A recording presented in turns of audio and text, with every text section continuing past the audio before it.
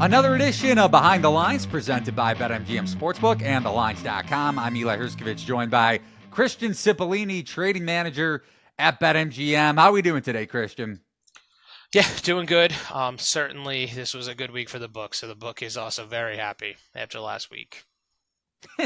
Yeah, underdogs going 11-3 against the spread in Week 10 will certainly help. And starting off with Thursday Night Football, the underdog in that game, the Washington Commanders at 7-3, straight up at the Philadelphia Eagles, 7-2 in first place in the NFC East. And Philadelphia is atop the league in EPA per play and success rate allowed since Week 5. Vic Fangio's defense really coming into form over the last 5 weeks or so, and the Eagles holding steady as 3.5-point home favorites on Thursday night, total of 48.5 in this game. But I'm assuming the tickets and maybe a slight edge with the money in terms of the handle with the point spread is still in favor of Washington, just considering the Commanders are tied with Detroit and Pittsburgh for the best against the spread record across the NFL. But you tell me, what's going on with the handle so far? Yeah, so far not the case. This line opened up at Eagles -3, and we've gone to Eagles -3.5. So when we were at 3, we were overwhelmingly Eagles money, not much Commanders money. At 3.5, we are taking more Commanders money now. Still hasn't touched the amount that we took for the -3 spread. And then on the money line, it's also overwhelmingly Eagles. So that money hasn't come in yet, but we haven't really gotten to the public side of the money yet. What about player props? Saquon Barkley, I believe 3 touchdowns in his last 6 games, so he struggled to find the end zone, but still a pretty steep price to score. Is he attracting a lot of bets, some money with the player prop market, or anything else that stick out to you? Yeah, I think at his price actually hasn't been gaining a ton of action. He has a weird stat on this season where he's gone down at the 1 or the 3 yard line. I don't know the exact number, but it's been a ton of times. You can just look at how many rushing touchdowns Jalen Hurts has, and it's about that many times that he's gone down around the 1 or the 3 yard line. So he's actually gotten vultured a ton of times. So what I've seen so far on touchdown scores is people taking Hurts because his price is a little bit better. So they've been taking him and also 2 touchdown scores. For other player props that I've seen, Terry McLaurin, I've seen his overs in receptions and yardage, and then Noah Brown is the one that I've seen unders on from the Commanders side. McLaurin had a pretty big week against the Steelers in Week 10, despite Washington coming up short home favorites. So over to the early Sunday slate in Week 11.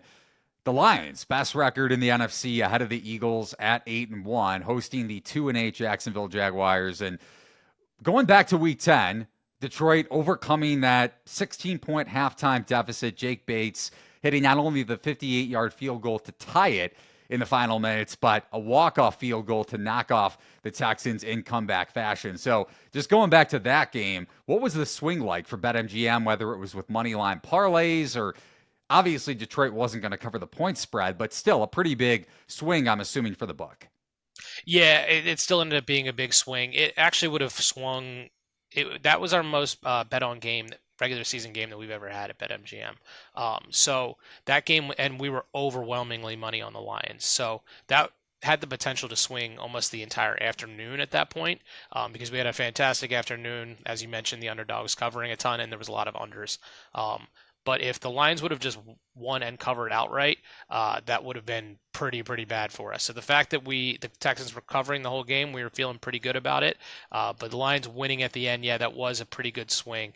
That may have been our best Sunday of all time, if the Texans were able to hold on and win that one. It still ended up being a winning game for the book because there were so many people on Lions on the spread as well. But yeah, we would have liked Texans to hang on and not given up that lead. Should have asked Jared Goff to throw 6 picks instead of 5. Maybe Yeah. Houston would have got home, and this is coming from somebody that I was thankful that Houston at least covered the spread because we all know Detroit would have won in overtime if it had gotten to that point. But looking ahead to Week 11, Christian, the Lions are 14-point home favorites against the Jags with Mac Jones at quarterback, Trevor Lawrence out for a second straight week. And Detroit, it's the biggest point spread the Lions have been favored by since 1995. Coincidentally, also against Jacksonville, Detroit winning that game in blowout fashion, 44-zip, despite Jacksonville covering the point spread at home last week against the Vikings, one of the worst games, maybe not just this season, but in NFL history. If anyone watching or listening to the podcast consumed it. But yet again, bettors piling up on Detroit, right? Yeah, exactly. I believe this is the biggest point spread of the season so far. I think this is our first two touchdown spread. But yeah, we are already overwhelming on the Lions as the season has been. I'm sure it will continue that way. I'm sure after that last week Jags game, I can't imagine we're going to take many bets on them. I mean, I guess you never know. Every now and then, those big point spreads, every now and then, can attract a little bit more attention just because it's such a high point spread. But I mean, this Lions team is not one that has been taking bets on the other side. So I'm not expecting much Jags action. Not that Jacksonville's defense can stop Detroit offensively, whether they're right or not, but it is interesting to note that their offense has struggled a bit over the last few weeks, despite winning all of those 3 games. Their only loss coming in week 2 to the Buccaneers, both outright and against the spread. Staying in the NFC North, looking at the Packers at the Bears. Chicago 4-5, firing their offensive coordinator, Shane Waldron. And that marks the 3rd offensive coordinator change under Matt Eberflus since he took over as the Bears head coach back in 2022. Green Bay coming off the bye at 6-3, and the Packers are 6-point road favorites. Chicago 8-21-1 against the spread versus NFC North opponents since 2019. So you want to bet the Bears? Granted, I might, but do it with a little bit of caution because that against the spread record certainly stands out. Caleb Williams over the last 3 weeks definitely correlates to the Waldron firing. He ranks dead last in the NFL among qualified quarterbacks in passing success rate. So his struggles as a rookie have definitely come to the surface. What about the bets, whether it's tickets or money for this game so far? Where are you looking at over the first couple days since the line opened up? We would love you to bet on the Bears. That would be great because you'd be pretty much the only person at this point that would be doing so. I mean, we're at 6.5, so we are on the more the Packers side of the market. There are some 5.5s and 6 out there. People that are going to back the Bears, we're hoping that they will with us, just because we don't expect much action, especially after last week. Being 6-point favorites and losing outright to the Patriots and looking horrible in that fashion. Generally, when games look that bad the week before, it is very difficult for the book to attract action on that team going into the next week.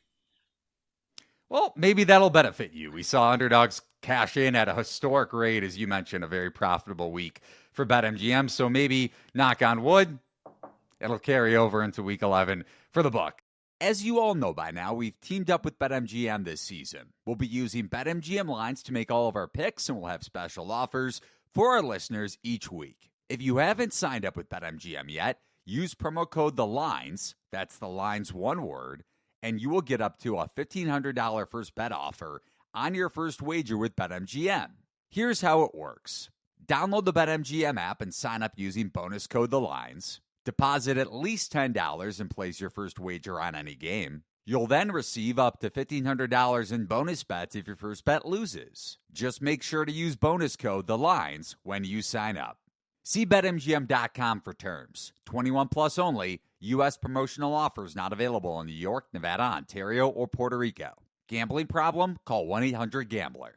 Available in the U.S. Call 877-8-HOPE-NY or text HOPE-NY 467-369 in New York. Call 1-800-NEXT-STEP in Arizona, 1-800-327-5050 in Massachusetts, 1-800-BETS-OFF in Iowa, and 1-800-981-0023 in Puerto Rico.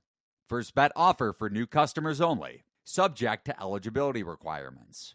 Rewards are non-withdrawable bonus bets that expire within 7 days. In partnership with Kansas Crossing Casino and Hotel. Don't forget, if you haven't signed up for BetMGM yet, use bonus code THELINES and get your $1,500 first bet offer today.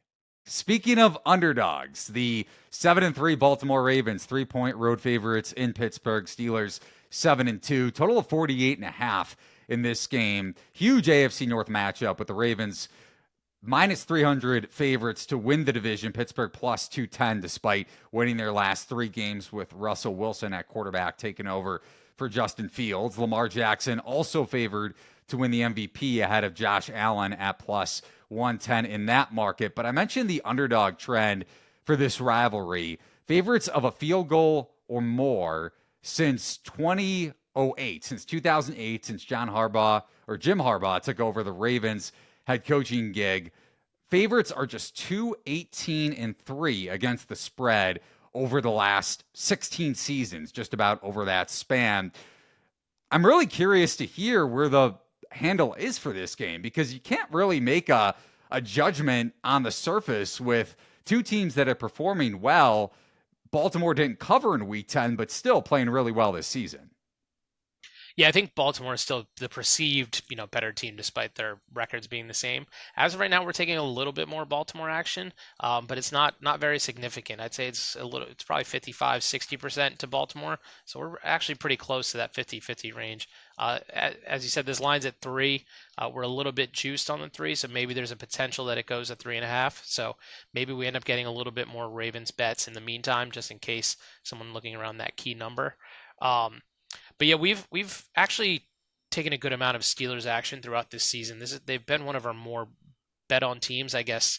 In this range of teams that we don't normally expect that much bets. So there's been some backers that have been heavy on the Steelers, and I guess they're still coming around this week. So yeah, I think I expected more Ravens action at this point, but not really. Fair enough. So we're going to continue the trend. Speaking of trends, going from bad to good to bad game. Let's go over to the Meadowlands near you, I believe. The 4-6 Indianapolis Colts at the 3-7 Jets. Mini bye week did not help the Jets in Arizona, blown out, closing as favorites after opening as an underdog. Aaron Rodgers and this offense still can't get on the same page. And again, the defense has struggled mightily as well. But we're going to see a quarterback change for the Colts after Indianapolis dropped the last 3 games. Joe Flacco under center for the last 2. Anthony Richardson replacing Flacco at quarterback after the Colts were blown out by Buffalo at home in Week 10. That news announced on Wednesday as we're recording on November 13th. How did that impact the point spread for this game, if at all? This is one of the only times that I think I might be able to remember where a quarterback change had no effect on the line. A lot of times that can be 4 to 5 points on the line, and this one had pretty much no change. We're at 3.5. We've stayed at 3.5. There's a couple 4s out there. We may end up going to 4 to the Jets, so it might actually be a little bit reverse line movement to Anthony Richardson there. But this one is a pretty tough game to book in the first place with the way the Jets have been playing. You expected their defense going into the season to be what's driving them, and they haven't looked very good.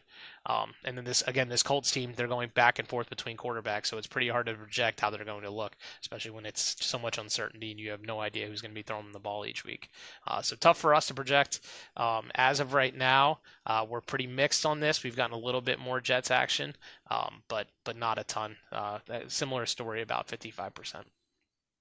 You mentioned this game featuring 2 bad teams. Probably the exception to the point I'm about to bring up is the Colts because they've performed well against the spread despite losing the last 2 ATS and outright. But you think about the bad teams or mediocre franchises right now in the AFC, the Colts, Patriots, Browns, Jets, Titans, Jags, Raiders. All those teams have struggled to cover this season, maybe outside of last week and a couple pockets mixed in throughout the season. So BetMGM profiting in Week 10, not really the case. Favorites and public bettors having their say outside of Week 10, the few weeks before that. It's fascinating to watch bad teams continue to underperform the market's expectations so far. Yeah. I mean, that's again, last week was all the underdogs winning. I think it has been weirder this year because of the fact that there's 17 teams under 500. So you're going to have bad teams that are going to be favored in games at times, or more games that are tight spreads. Like I said, this is the first week we've had a two touchdown favorite. So maybe that's been a little bit towards us, the fact that we've had bad teams playing bad teams and tighter spreads. Right. The Saints are 1-point favorites against the Browns this week, if that gives you any indication of Christian's point there. But over to a good game. So we're going to keep on with that trend. The Chiefs at the Bills, a huge AFC game for a ton of reasons. But with this trend in particular, Patrick Mahomes, 12-1-1 ATS against the spread as an underdog in his career, and the 9-0 Chiefs are, what do you know, 2.5-point dogs at the 8-2 Buffalo Bills on Sunday. Could be the determining factor for which team gets the number one overall seed come the AFC playoffs. And surprisingly, it's the fourth time in the Super Bowl era that we've seen a 9-0 team being priced as a dog. The last time was the 2013 Kansas City Chiefs, Alex Smith at quarterback. Back then, they lost to Peyton Manning and the Broncos at 9-0. The 85 Bears defying this trend, or at least being undefeated to this point, shutting out the Cowboys at, I believe, a 44-0 final score. And then the 1969 Rams were upended by the Vikings by a final score of 20-13. So we'll see how the Chiefs fare as an undefeated team, getting very fortunate with blocking that game-winning field goal attempt against the Broncos in Week 10. Another game, just going back to the one that we mentioned with the Steelers and Ravens, a toss-up to me in terms of the action you guys are seeing. If any better is coin flipping on this game, it's probably siding with the Chiefs just because of how Patrick Mahomes has fared as a dog. But what are you seeing behind the counter? So, yeah, we haven't seen that yet. If you were to tell me that a two-time repeat Super Bowl champion who's 9-0 is dogs in a game and we're taking bets on the other side, I don't think I'd believe you. But that's really how this is gone for the Chiefs this season, is they haven't done a great job of covering games. And I guess that's where our money's coming in, because as of right now, we're about 75% of our money is bet on the Bills. So we've definitely been taking more Bills backers again. I expected a lot more on the Chiefs, just the fact that they're getting points. We've seen over recent weeks where they're 9.5-point favorites or 7+ point favorites. Players taking the dog at a higher rate. Throughout this season, this has not been an overwhelmingly bet on Chiefs week in and week out type thing. With the Lions, every week we're getting a ton of bets on them, but that's not really the case with the Chiefs. We do end up getting a little bit closer to 50-50. Sometimes it's only like 60% action on the Chiefs. So I guess that's where this is headed right now. I would assume as we get closer to game time that it probably gets a lot closer. This is, I'd imagine, going to be one of our most bet on games of the week, especially outside of the primetime games. Always take a lot more bets. But outside of a primetime game, I'd imagine this will be our most bet on game. So a lot more money to come in, but as of right now, it's Bills. Very interesting. I'm kind of shocked, to be honest, with, despite the fact you hit on it with the Chiefs being 5-4 against the spread. You look at their last 4 games, winning outright against the Broncos, but that game coming down to the wire and failing to cover the number.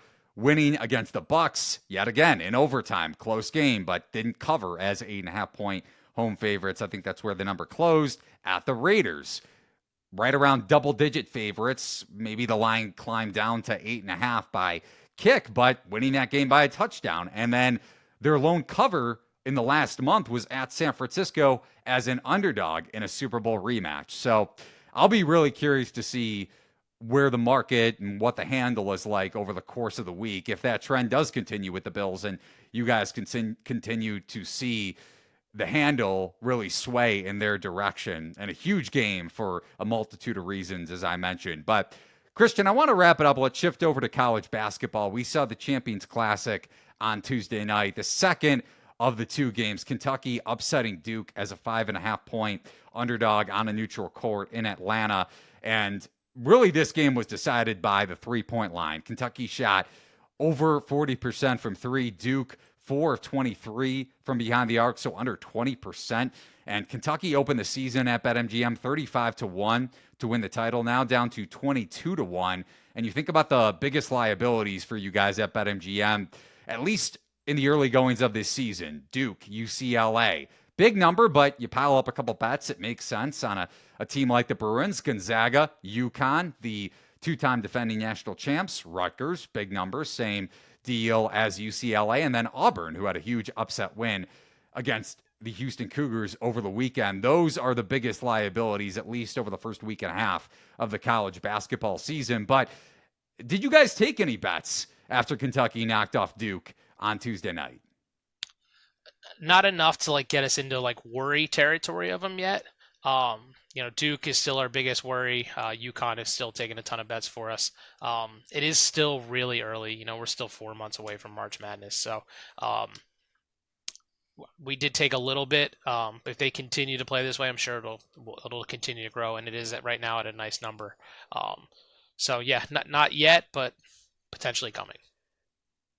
I wouldn't be rushing to the counter to bet Kentucky just because of that 3-point split that I mentioned, or the 3-point splits. And then Mark Pope losing to Duquesne last year in the NCAA tournament would also give me a little bit of pause. But I digress. Back over to Duke, Christian, wrapping it up with the Wooden Award market. Cooper Flagg putting up 26 points, 12 rebounds in the loss.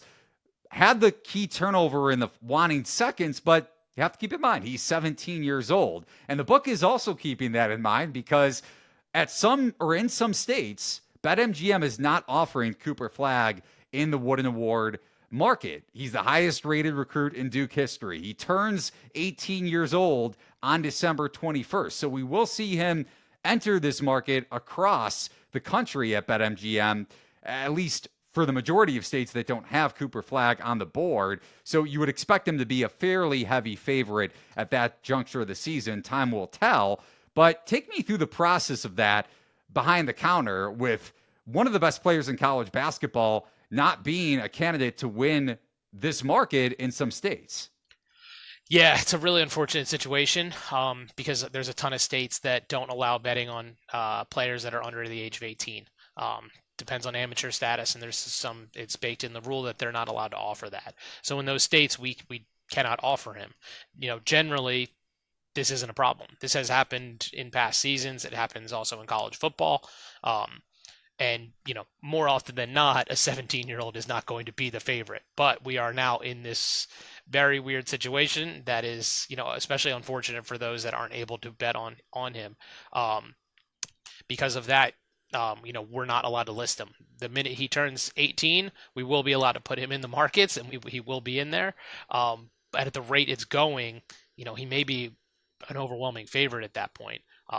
So something to keep in mind, especially if you are betting at MGM, and if you don't see him listed, that doesn't mean that there is no backup winner.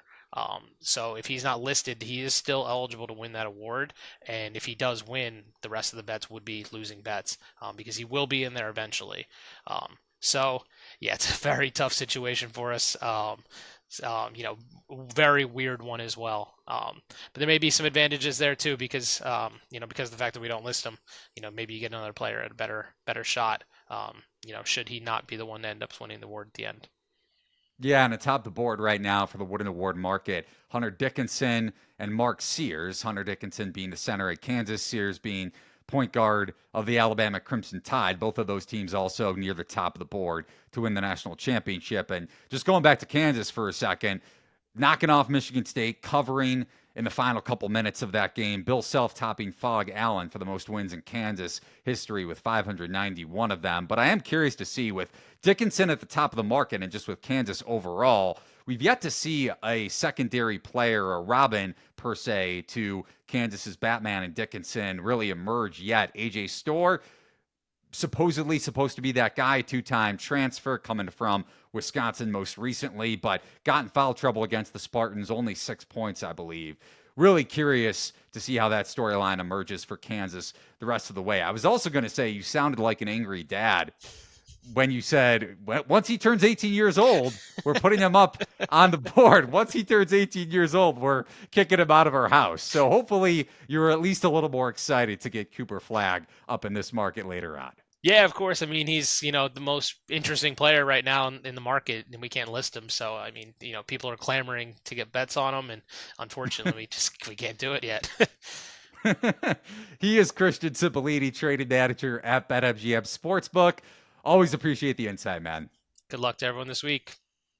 Big thanks to everyone who watched and listened to this edition of Behind the Lines presented by BetMGM. Remember, just a couple days left to use the promo code TheLines50. That's all one word, TheLines50 50. Check out thelines.com for more details where you can get an extra $50 bonus bet, win or lose, when signing up with BetMGM Sportsbook. So for Christian and for myself, Eli Hershkovich, thanks for watching and listening to this episode. So long, everybody, and good luck with your NFL Week 11 picks.